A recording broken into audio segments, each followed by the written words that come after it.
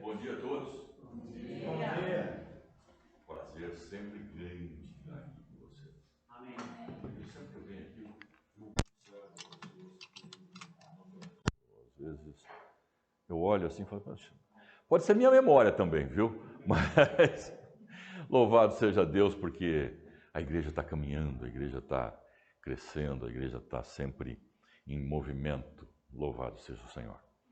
Vamos orar e pedir que o Senhor nos abençoe. Pai eterno, nós louvamos ao Senhor. Agradecemos ao Senhor pela Tua palavra, pelo Teu ensino, pelo Teu cuidado. Pedimos que o Senhor abençoe a cada um que está aqui, a cada família aqui representada. Pedimos que o Senhor abençoe também as crianças que estão ali ouvindo um pouquinho do Senhor, para que elas possam também ser edificadas e com um crescimento adequado dentro da Tua igreja. Obrigado, Pai eterno.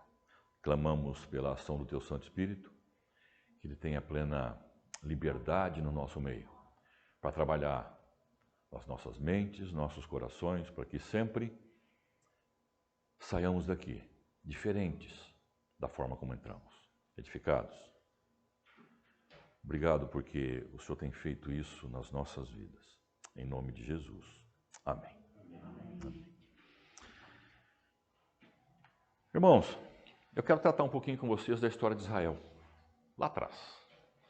E depois, já perto do fim, trazer para as nossas vidas um pouquinho do que nós vamos ouvir, ver a palavra e ver o que o Senhor Deus tem para nós. Vamos contextualizar um pouquinho, mas já mais para o final. E vamos aprender como o Senhor age com o seu povo. Israel se desviou dos caminhos do Senhor diversas vezes, muitas vezes. Mas por 2 vezes em especial, o Senhor chamou de volta o povo de Israel. Chamou de uma forma tão clara que o povo reconheceu e voltou para os caminhos. E ele usou homens diferentes, épocas diferentes, situações diferentes, mas com a mesma mensagem, ou uma mensagem muito parecida, muito semelhante. O primeiro deles foi Josué.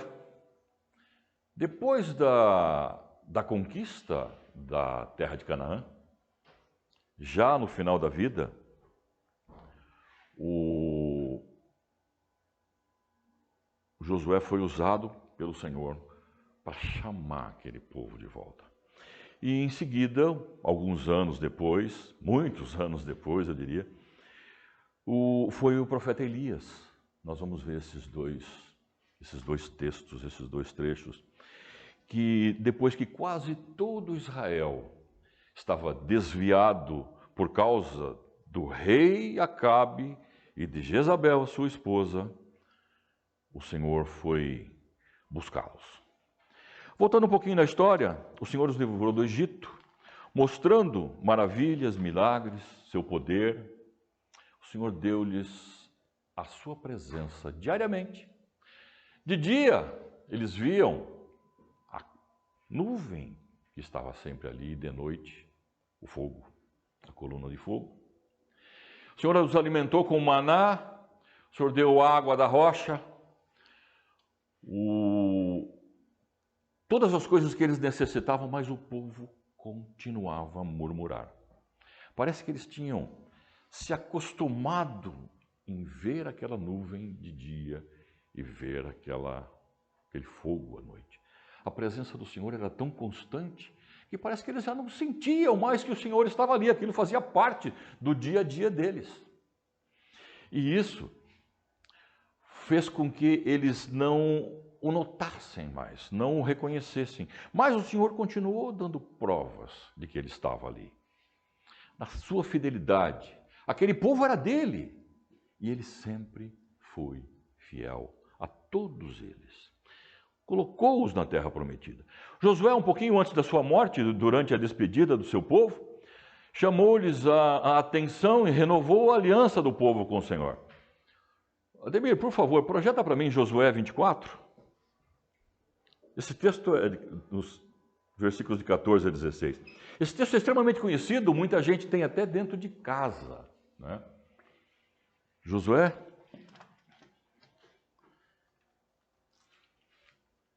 Ok, no verso 14.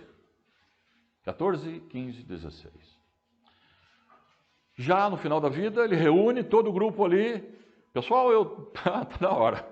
Já estou velhinho e vou morrer. Agora, pois, temei ao Senhor e serviu com integridade e com fidelidade, joguem fora, deite fora os deuses aos quais serviram os vossos pais, da além do Eufrates no Egito, e servi ao Senhor. Porém, se vos parece mal servir ao Senhor, escolhei hoje a quem servais.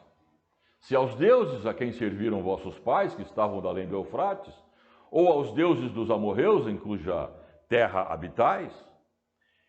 Agora, uma coisinha, vocês podem fazer isso. Agora, eu e a minha casa serviremos ao Senhor. Então o povo respondeu o povo e disse: longe de nós abandonarmos o Senhor para servirmos outros deuses. O povo respondeu de uma forma positiva. Muito bom. Mas uma coisa interessante aconteceu uma geração depois. Eu vou te pedir Juízes, capítulo 2, dos versos de 10 a 13. Em seguidinha, logo a seguir, morreram todos aqueles que tinham atravessado o deserto. Foi também congregada a seus pais toda aquela geração, e outra geração após eles se levantou, que não conhecia o Senhor, nem tampouco as obras que fizera a Israel. 11. Então fizeram os filhos de Israel o que era mal perante o Senhor, pois serviram aos Baalins. Deixaram o Senhor Deus dos seus pais, que os tiraram da terra do Egito, e foram-se após outros deuses, dentre os deuses das gentes que havia ao redor deles, e os adoraram e provocaram o Senhor a ira. Porquanto deixaram o Senhor e serviram a Baal e a Astarote. Gente, presta atenção. O Davi já está com 60 e alguma coisa. O Clóvis, mais novo, aí 50 e qualquer coisa. Donizete também 50 e alguma coisinha, né, pastor? Eu já estou... Então tá bem, hein? Tá jóia. E eu também já sou talvez o mais velhinho dessa turma aí. Gente, o que vai acontecer uma geração depois? Será que vai acontecer o que aconteceu com Josué? Precisamos tomar cuidado. Só esses versículos aqui, Juízes de 10 a 13, daria para a gente falar um monte. Por que isso aconteceu, quais foram as causas, enfim, nós não estamos aqui para falar disso hoje. Mas nós precisamos estar atentos a que essas coisas não aconteçam. E assim, eles serviram a Baal e a Astarote por mais de 600 anos. Aí entra o período de Juízes, entram os primeiros reis, entra Saul, Davi, Salomão e alguns, e nós vamos chegar num rei que ele encheu todas as medidas, ele ultrapassou todos os limites possíveis e inimagináveis. Ele afrontou Deus de todas as formas. E eu quero que nós estudemos um pouquinho disso. É sobre isso que nós vamos falar hoje. 1 Reis, no capítulo 16, nos versos 29, nós vamos até o 17:6, ok? 1 Reis, 16, 29.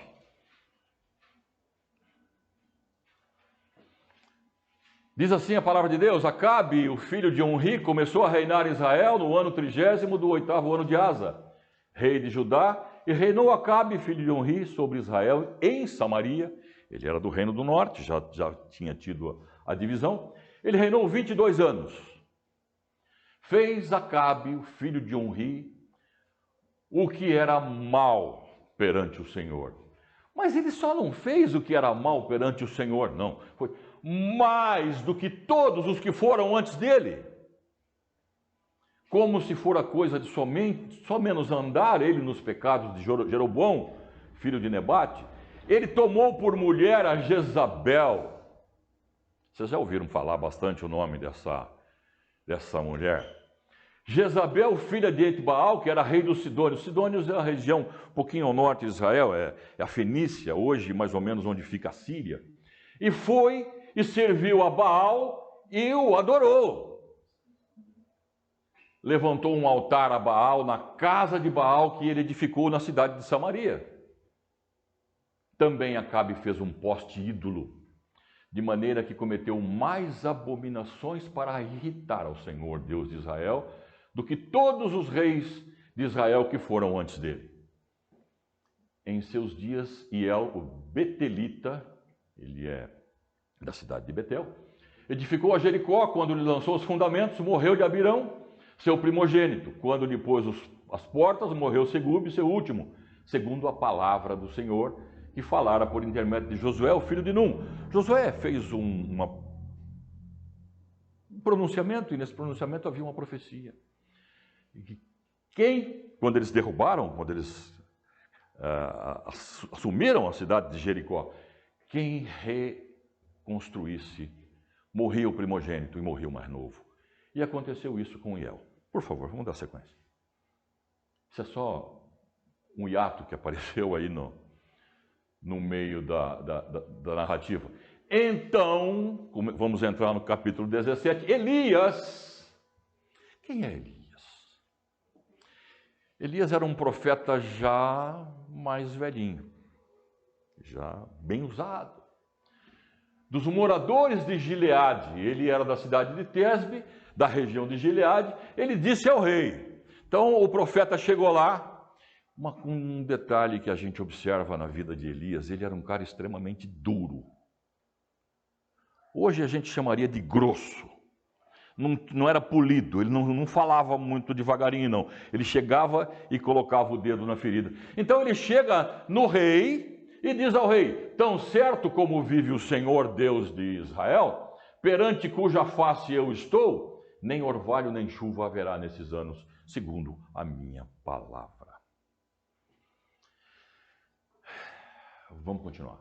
Veio-lhe a palavra do Senhor dizendo: retira-te daqui, vai para o lado oriental, esconde-te junto à torrente de Querite, fronteira ao Jordão. Beberás da torrente e ordenei aos corvos que ali mesmo te sustentem. Corvo não é urubu, tá, gente?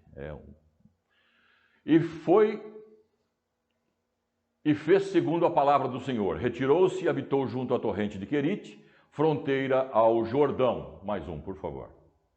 Os corvos lhe traziam pela manhã pão e carne, como também pão e carne ao anoitecer, e ele bebia da torrente. Muito bem. Nesse tempo, então, o Senhor vê o pecado se acumular, aumentar. E cada vez mais ele iria se irando.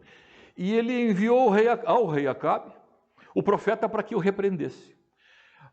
Segundo a palavra de Deus. Nessa época já havia escrito os 5 primeiros livros da Bíblia. E eu quero pedir, Demir, por favor, Deuteronômio 11, 16, 17.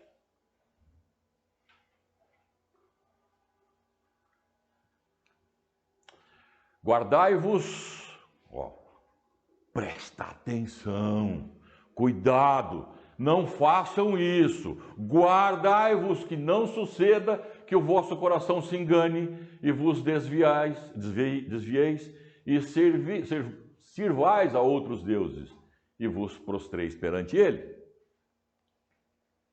Que a ira do Senhor se acenda contra vós. Guardem, não permitam, não deixem que isso aconteça. E feche ele os céus, e não haja chuva, e a terra não dê a sua messe, e cedo sejais eliminados da boa terra que o Senhor Deus vos dá.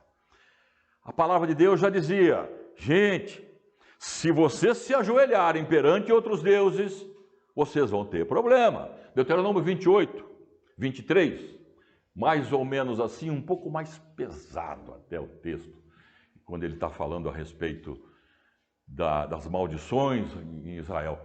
Os teus céus sobre a tua cabeça serão de bronze e a terra debaixo de ti será de ferro. Gente, não vai ter chuva. O que ele está querendo dizer aqui é muito simples. Ô Israel, idolatria é igual a seca. Idolatria é igual a falta de chuva. E naquela terra, se não chove, eles não comem. É deserto. É pedra. Então a coisa é complicada ali. Então, para a segurança de Elias, então, dessa forma, o Senhor o mandou fugir. Foge, vai para a torrente de Querite. Torrente de Querite é um riozinho que não é perene, ele não corre sempre, ele corre de vez em quando, né? E às vezes a água seca. E ele tinha água, às vezes, e às vezes não tinha. Mas ali, o Senhor o alimentou. Alimentou através, como nós lemos ali, de corvos. Então, de manhã, pão e carne, de tarde, pão e carne. Nada faltou a Elias. Alguns estudiosos dizem que esse período ali foi aproximadamente um ano e pouquinho na torrente de Querite. E pouco antes do riacho secar, o Senhor envia ele para um outro lugar. Um lugar chamado Sarepta, onde tinha uma viúva. Sarepta na região de Sidom, também lá, de onde era a rainha Jezabel, da região dela, dos Sidônios. O pai dela era um sacerdote, né, dos Sidônios, dos fenícios. Então, ele foi para a casa dessa viúva, chegou na casa da viúva e aconteceu o seguinte, ela tinha farinha e azeite para uma refeição. Aí ele vira para a viúva, faz comida para eu comer. Mas eu vou fazer mesmo, porque morrer hoje, morrer amanhã, não vai fazer diferença, eu só tenho isso aqui. Ela fez, eles comeram, e a partir desse dia, até quando começou a chover, diz a palavra de Deus, nunca mais faltou nem azeite e nem farinha nas botijas dessa viúva. Interessante que aí o Elias estava desenvolvendo o trabalho dele, e ele chega lá com a viúva um certo dia e ela está chorando. Chorando, o que aconteceu? Meu filho morreu, um garoto. E aí? Elias ora. E o Senhor Deus ressuscita esse menino, traz esse menino à vida. Muito interessante isso. Milagrosamente, parece que o Senhor estava preparando Elias para uma coisa muito maior do que ele conseguia enxergar. Parece que o Senhor Deus estava dando um treinamento especial para Elias. Elias, vai fazendo as coisas que quando chegar a hora... Ele não disse isso, a palavra de Deus não diz isso, mas eu estou imaginando. Quando chegar a hora, eu vou te colocar no ponto certo, na hora certa, para que as coisas aconteçam direto. O velho profeta estava sendo fortalecido espiritualmente. Então, quando chegou a hora, esta hora um dia ia chegar, e chegou. 1 Reis 18, 17 a 19, por favor, Ademir. 1 Reis 18, desculpa, é isso mesmo, de 17 a 19. Aí, Elias volta, o Senhor Deus manda ele voltar. Elias volta e encontra com o rei. Como eu disse para vocês, ele não era um cara muito polido, ele era um cara meio grosso, né? Então, o rei vê a Elias, e isso aqui quem está falando é o rei, tá? O rei Acabe. Vendo-o, disse-lhe, és tu, ó perturbador de Israel? Aí Elias responde, eu não tenho perturbado a casa de Israel, mas Desculpa, eu não tenho perturbado a Israel, mas tu e a casa do teu pai, porque deixastes os mandamentos do Senhor e seguiste aos Baalins. Agora, pois, ele lança um desafio para Acabe. Manda juntar a mim todo Israel no Monte Carmelo, como também os 450 profetas de Baal. Olha só, Baal tinha ali 450 profetas e os 400 profetas do poste ídolo de Astarote, que comem na mesa de Jezabel. Manda juntar esse povo todo aí. E todo o Israel. Então, junta Israel, junta os 450 profetas de Baal, os 400 do poste ídolo. Nós vamos ver que não foi exatamente assim que aconteceu, mas esse foi o desafio de Elias com Acabe. Esses eram os planos de Deus. Mas a ideia maior de Deus não era desmascarar esses falsos profetas. Isso aqui a ideia de Deus era resgatar a um povo que estava iludido.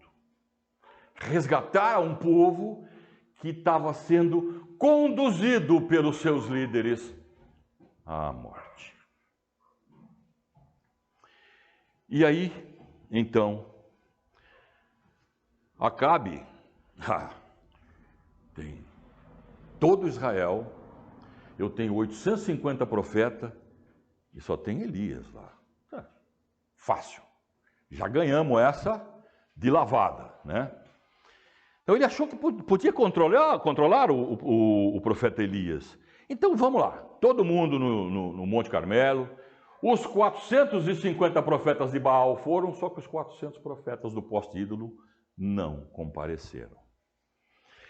Mas aí eles achavam que iriam ver um velho profeta quebrado na frente de todo esse povo. Mas o que eles viram foi uma demonstração do poder de Deus, do que Deus pode fazer através de um homem. E pode fazer através de cada um de nós. Mas aquilo que aconteceu ali ia mudar radicalmente a vida de Israel. Projeta para mim o versículo 21, 1 Reis 18, 21, por favor. Então, quando está todo mundo juntado lá, está os 450 profetas do Baal, está todo Israel, está o rei, a rainha não foi, e Elias faz vamos dizer assim, ele faz um desafio para o povo. Então Elias se chegou a todo o povo e disse: até quando cocheareis entre dois pensamentos? Se o Senhor é Deus, segue. Lembra de Josué lá atrás? É a mesma coisa. Se Baal é o seu Deus, ou se é Baal, segue. Uma coisa importante aqui. Porém, o povo nada lhe respondeu. Lá teve uma resposta positiva. Aqui não. Uma outra coisa, importante também, esse versículo nos mostra que havia dois pensamentos. Eles estavam cocheando entre dois pensamentos.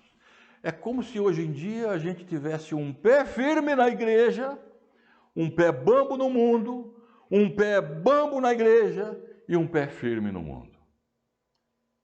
Gente, cocheando, mancando, fazendo com que não se ande naturalmente. Então, até quando vocês vão ficar balançando entre dois pensamentos? Havia dois pensamentos, duas opiniões, dois lados. A maioria deles, do povo de Israel, ainda cria no Senhor. Mas também adoravam a Baal e ao poste ídolo, Astarote. Vocês estão lembrados lá de Juízes 2, que nós lemos que somente uma geração depois que aquela geração do deserto morreu, eles se desviaram e foram atrás de quem? Baal e poste ídolo, que eram os deuses da região ali. Quem era Astarote? Astarote era a deusa da guerra, mas também era a deusa da fertilidade. Tinha 400 profetas ali, só ali em Samaria. E o seu culto era um culto lascivo, era um culto sensual. Era um culto onde tinha prostitutas templárias, prostitutas vestais, lá no templo, para atender as pessoas. Assim era. E o pai de Jezabel, como eu falei ainda há pouco, ele era da Fenícia, ele era da terra dos Sidônios, da cidade de Tiro, e ele era um sacerdote de Astarote, do poste ídolo. Poste ídolo, Astarote, também em alguns povos ali, Estar, Astarte, Ostera, vocês podem pegar esses nomes todos aí, inclusive o nome Esther é de uma corruptela de Astarote. Oi? Só para eles conectarem, esse dia vai ser lembrado daqui a pouco, na sexta-feira chamada Santa. Isso! Que é venerada essa deusa. Essa deusa. Isso vai, daqui a pouquinho, 15 dias para frente aí. Já, com alguns outros nomes, inclusive. Mas, já que o Davi tocou nesse ponto, eu vou abrir um parênteses pequenininho. Vocês sabem como é que é o nome da Páscoa nos países de língua inglesa? Easter season. Easter season. Quer dizer, a época de quem? De Estar, Astarte, Astarote, Ostera, Esther. É impressionante os países de língua inglesa. Vamos lá. Então, Baal era sim, falei sobre Astarote. Falar um pouquinho sobre Baal. Baal era o deus da chuva, era o deus do trovão, era o deus da lavoura. Então nós entendemos por que o Senhor Deus, através de Elias, mandou parar com a água lá. Não tem o Deus da lavoura, não tem o Deus da chuva, o Deus do trovão? Manda ele fazer chover, né? Pois é. Mas Deus disse que não ia chover. Nós lemos aqui agora. Idolatria é igual a falta de chuva, igual seca. E eu gostava que lá em Tiago 5,17, você pode projetar para mim, Edmir, por favor? Tiago 5,17, depois 17 e 18. Para o pessoal acompanhar. Ele está falando sobre Elias. Elias era um homem semelhante a nós, ele era igual a nós. Ele tinha os mesmos sentimentos que nós. Ele pensava como nós, ele tinha as mesmas fraquezas que nós. Sujeito aos mesmos sentimentos. E orou. Olha isso aqui, nós estávamos até orando um pouquinho antes aqui do culto. Oração. Orou com instância para que não chovesse sobre a terra, e por um período de 3 anos e meio não choveu. 18. E ele orou de novo sobre o mesmo assunto. Depois desse acontecimento todo aqui, e o céu deu chuva e a terra fez germinar os seus frutos. Os filhos de Israel estavam para ver que havia um só Deus,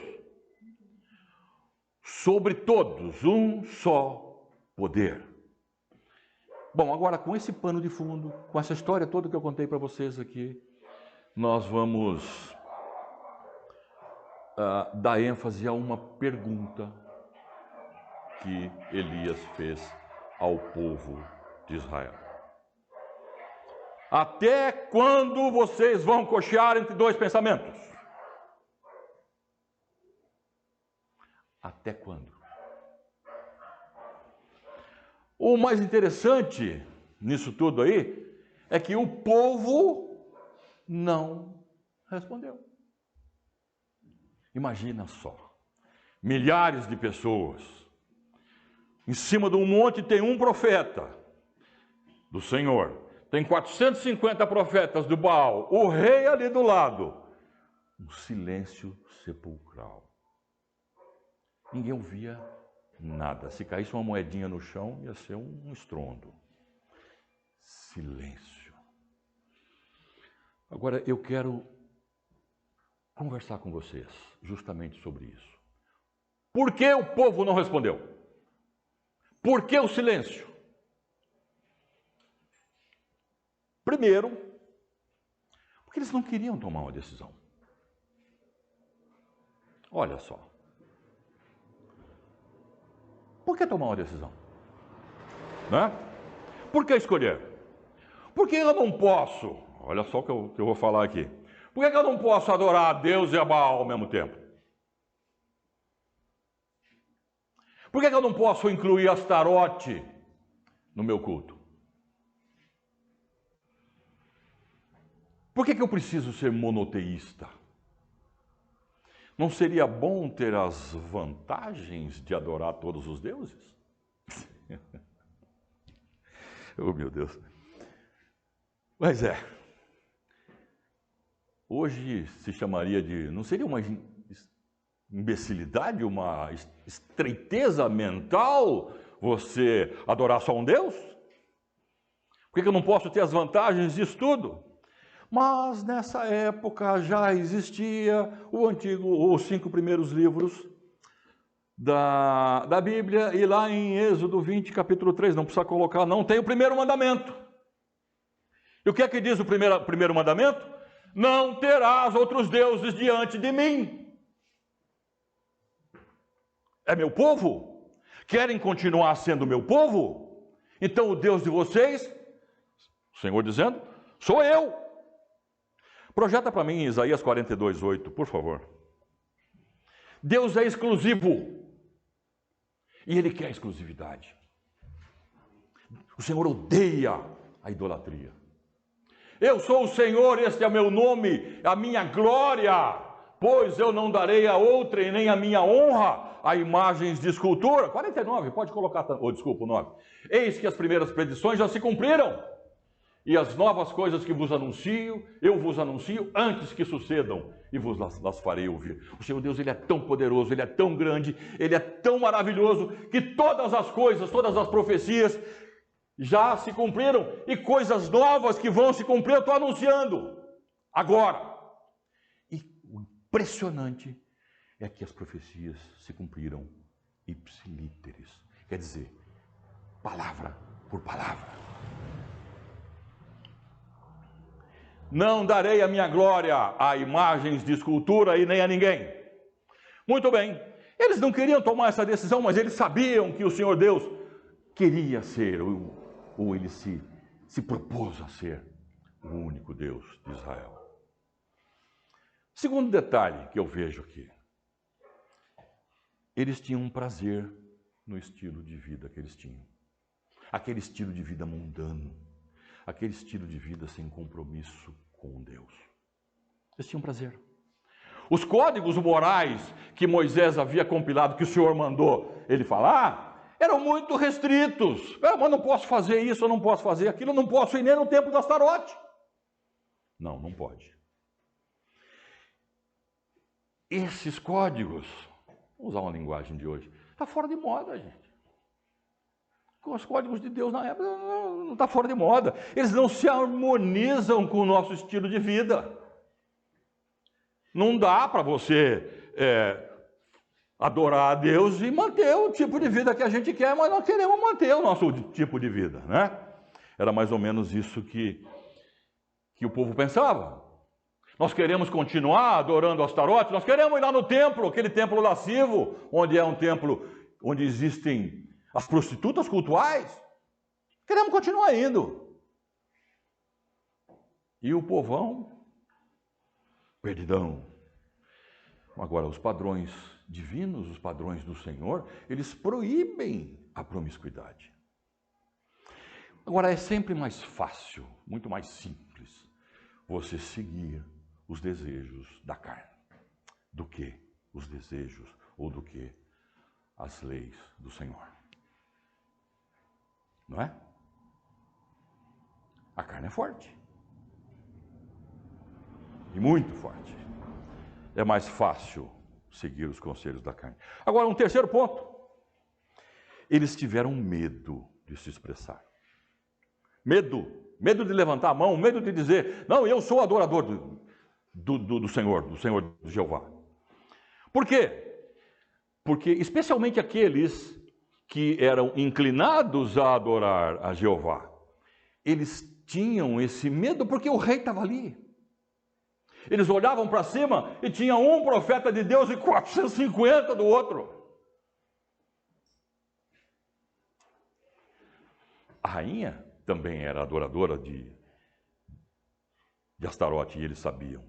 Eles eram idólatras, o rei e a rainha, e o rei estava ali do lado, só olhando. Estou vendo fulano ali, aquele eu conheço. Levantar a mão, corta o pescoço, não era bem assim? E Elias estava sozinho. Então, o silêncio era previsível. Por que o silêncio era previsível? Porque levantar a voz nesse contexto, como eu falei, significava morte. Outra coisa, para que eu levantasse a voz nesse contexto, eu precisava de duas coisas ali. Primeira delas, coragem. E a segunda, convicção naquilo que eu estava fazendo. E o povo não tinha nenhuma das duas. O povo não tinha nem convicção, nem coragem.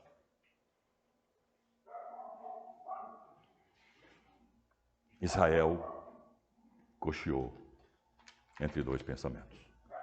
Mais uma vez. E o povo tinha uma coisa que Tiago chama, no capítulo 1, no versículo 8, mente dobre. O que é mente dobre? Inconstante. Acomodada ao mundo.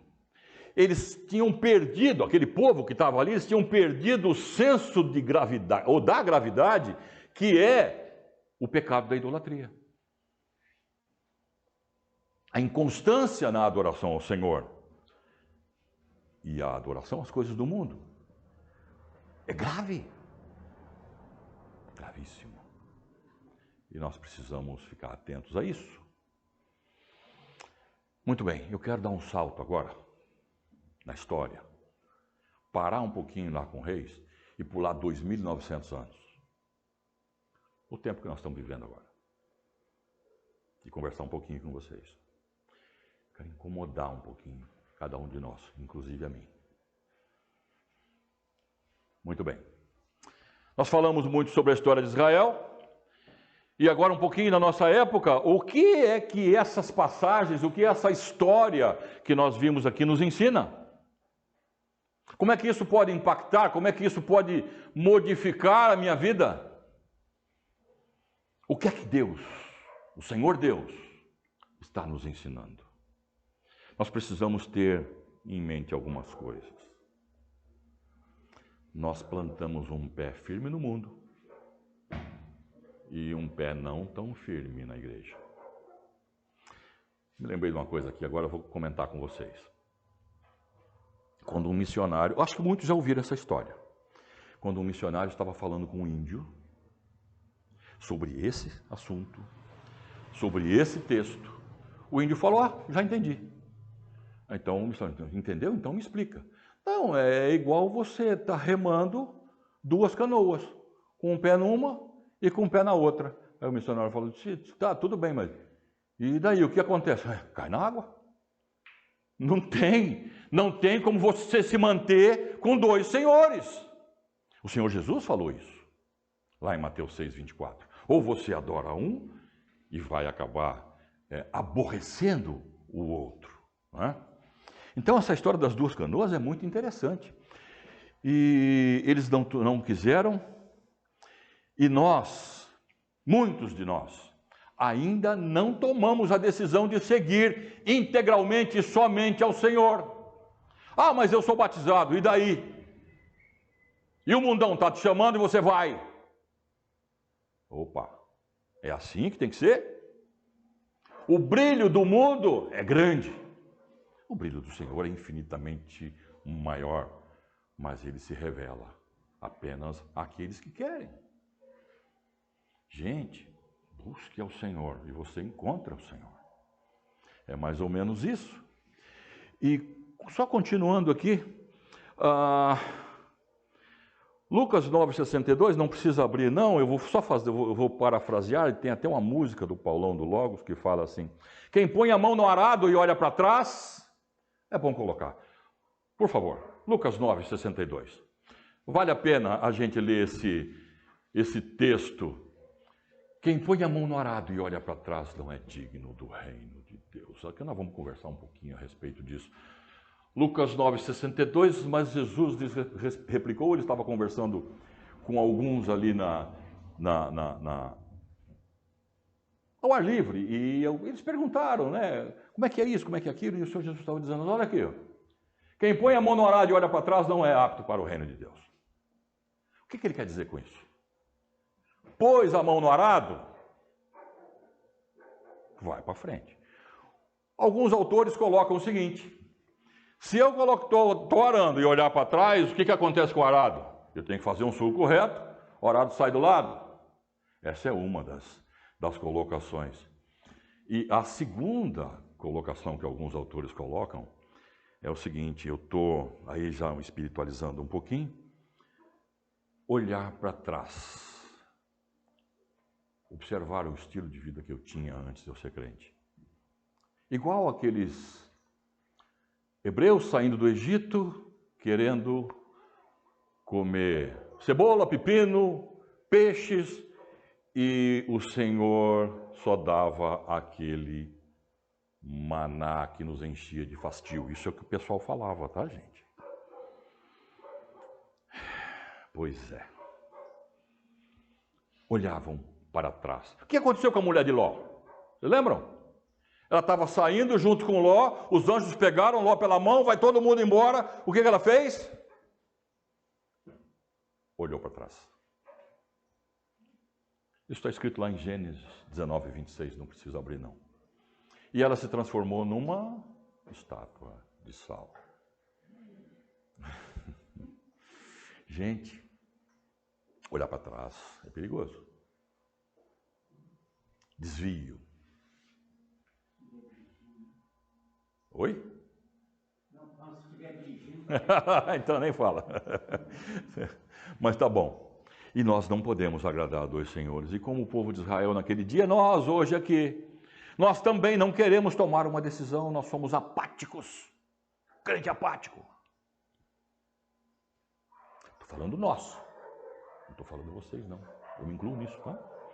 Nós não queremos ser taxados de bitolados, de fanáticos.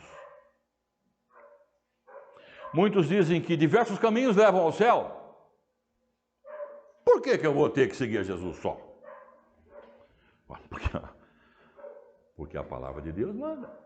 Mas seguir só a Jesus não é, como eu falei lá atrás um pouquinho, uma imbecilidade, uma estreiteza mental. Hoje em dia pode até se chamar, é uma intolerância religiosa.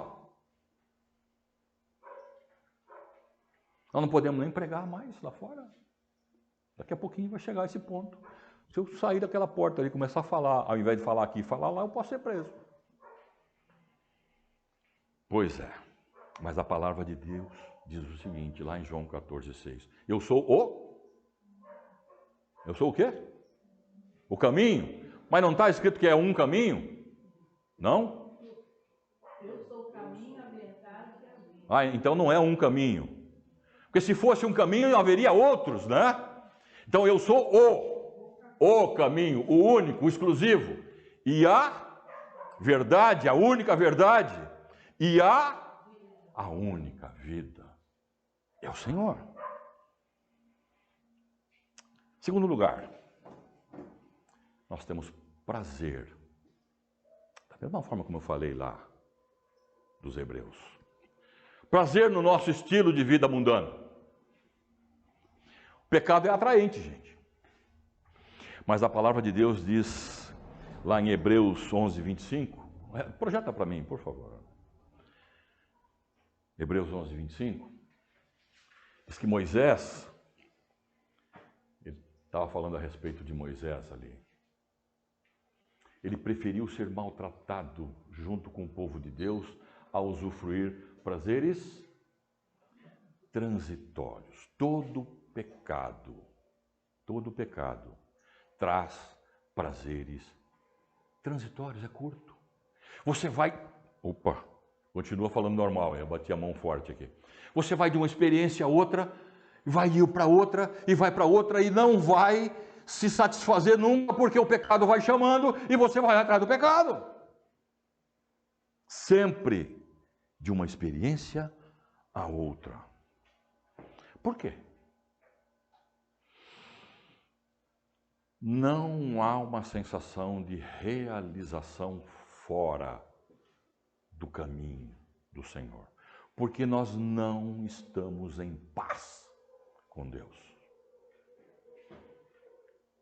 Romanos 5:1 diz: justificados, pois, mediante a fé, tenhamos paz com Deus por meio de Cristo Jesus.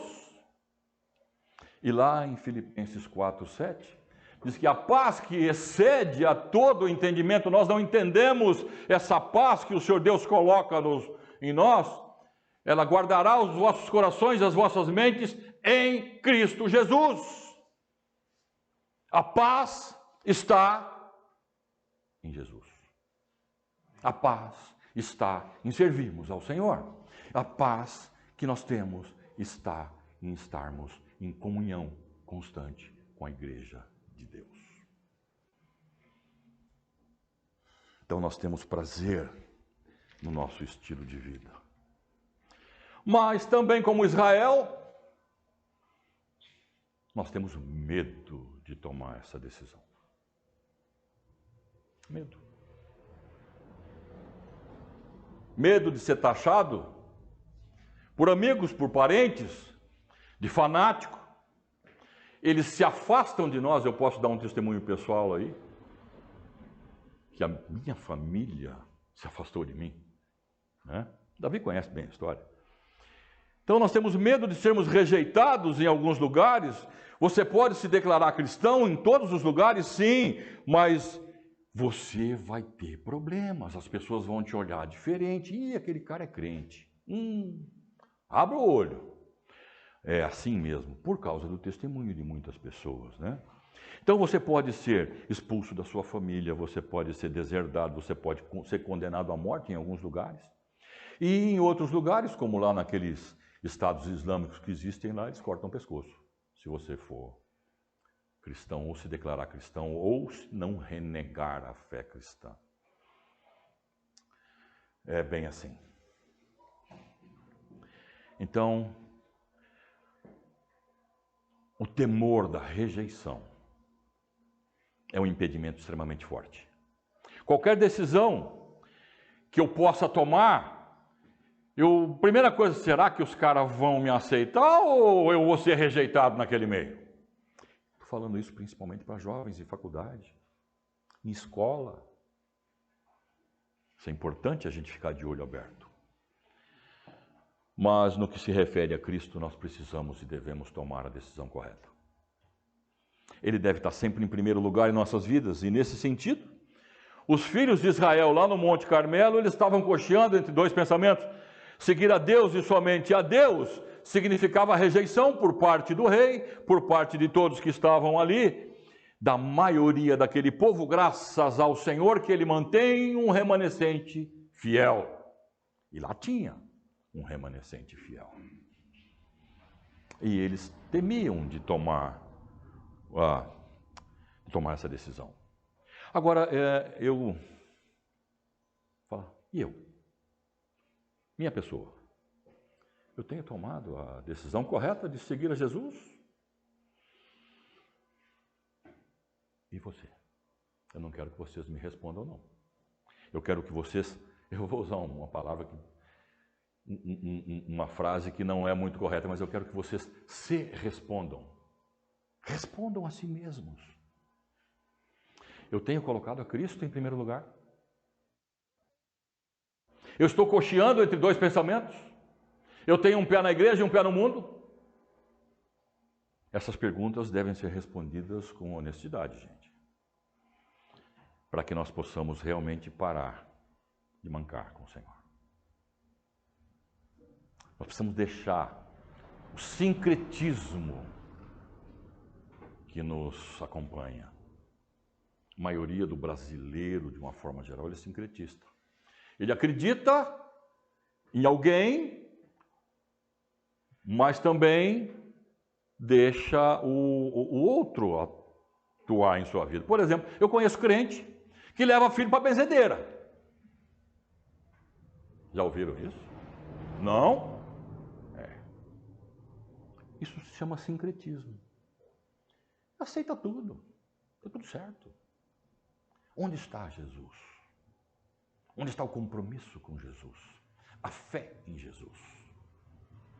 Onde?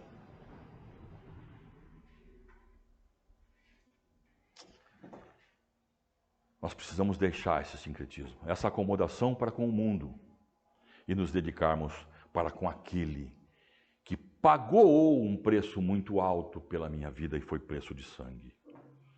Ele nos comprou para si e nos livrou da condenação eterna da ira de Deus sobre as nossas cabeças. Vocês já pensaram que o povão aí fora, todos têm a ira de Deus sobre a cabeça de cada um? Tem uma espada prontinha ali para vai para o inferno.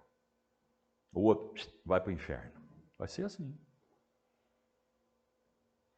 Se nós continuarmos dentro da igreja e não falar com eles lá fora.